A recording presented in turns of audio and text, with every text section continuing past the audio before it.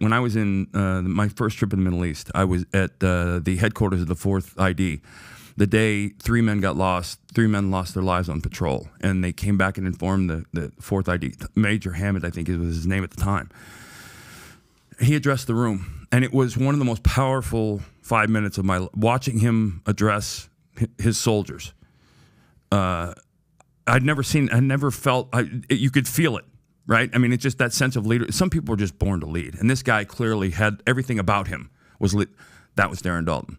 The best leader of people in any venue I've ever been around. In what way? In what? Never said the wrong thing at the wrong time, and always said the right thing at the right time. Wow. And he knew and this is what a leader is, right? A leader is a person who puts his position in the best people in the best position to succeed. I don't care what you do for a living, right?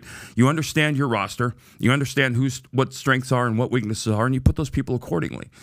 Darren knew us to the point where Philadelphia Northeast media could be a little bit of an animal, right? You can play the game, and then you have to play the media game afterwards. Darren, I'll give you a quick example. Middle of the season, I'm struggling, having the worst month of my career, and it's all self-inflicted.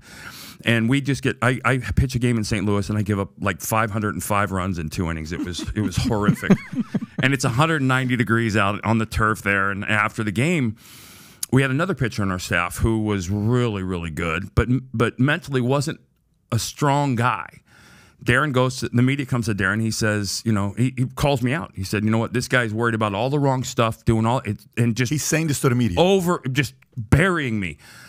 And the other guy, he doesn't really say much about, but he hints that it's more than one guy. And the media comes sprinting over. Philadelphia media, they're in love with this, right? They come running over my locker, and they lay out this laundry list of things that Darren just said about me. And they look at me, and they're like, what do you got to say? And I was like, he's right. He was. And I got called out for something. I had never had a problem. Listen, as a Christian, the one thing I'm telling you is I'm admitting to you that I'm far from perfect. So I don't have a problem being wrong. I have a problem being wrong twice. But I was like, yeah, he's right. And I knew what he was doing, more importantly. So then stupid me says, well, this and that, I'm not going to lose a game in the second half. And I didn't. But the point was, I was Really? You didn't lose a game? No, I was that guy. Well, you said this to who, though? You're not going to lose a game? The media. You told the media you're going to lose. I did that a lot, though, because, but because a lot of it, sometimes nothing out there will put the challenge to you that you put to yourself. That's right. And I'm okay with that. But by the way, the other pitcher, we won't talk about his name, was he also protecting him? That's why he threw you under the bus? Exactly. Because he knew you could take it and he couldn't? Exactly right. And I don't know if this dynamic happens in the military, but I've had situations where, as a coach, I want to find a player, preferably my star.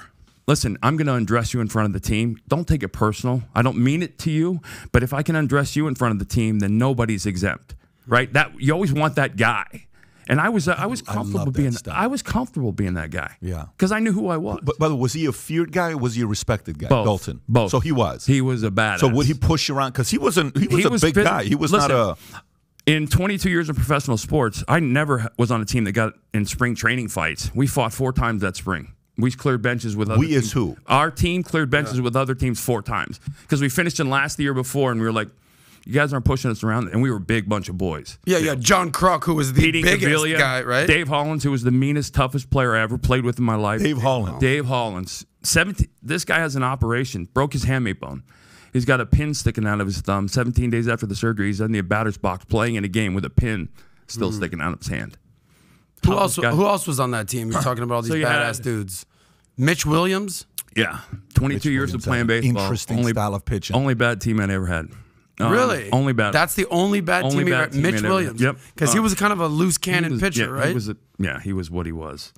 You had the guys that it's funny too, because when I think back to the most impactful guys in the clubhouse setting, and it's one of the dynamics that, and I say this very loosely, I share with the military, the barracks, the police barracks, the fire barracks, the sports clubhouse. Those are 4 places that the real world couldn't function. The things that we say and do to each other in those environments, because I can say anything I want about your mother, but nobody else can, right?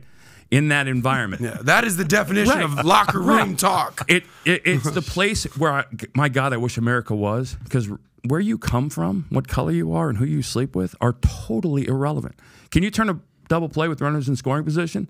Okay, as long as you're not sleeping with my wife, I don't really care. who you sleep with. I don't care who you worship or pray to. Yeah. Those things are irrelevant. And so it's the most racially inclusive club you'll ever be in. And the things that are said in there, if the real world knew, they would probably stop watching sports. The things that we say and do to each other in those environments. But it's how you de-stress. Yep. Because we lose a game. But we do it in front of 50,000 people on TV, in front of hundreds of thousands. When you lose in that environment, you lose a life. So if you like this clip and you want to watch another one, click right here. And if you want to watch the entire podcast, click right here.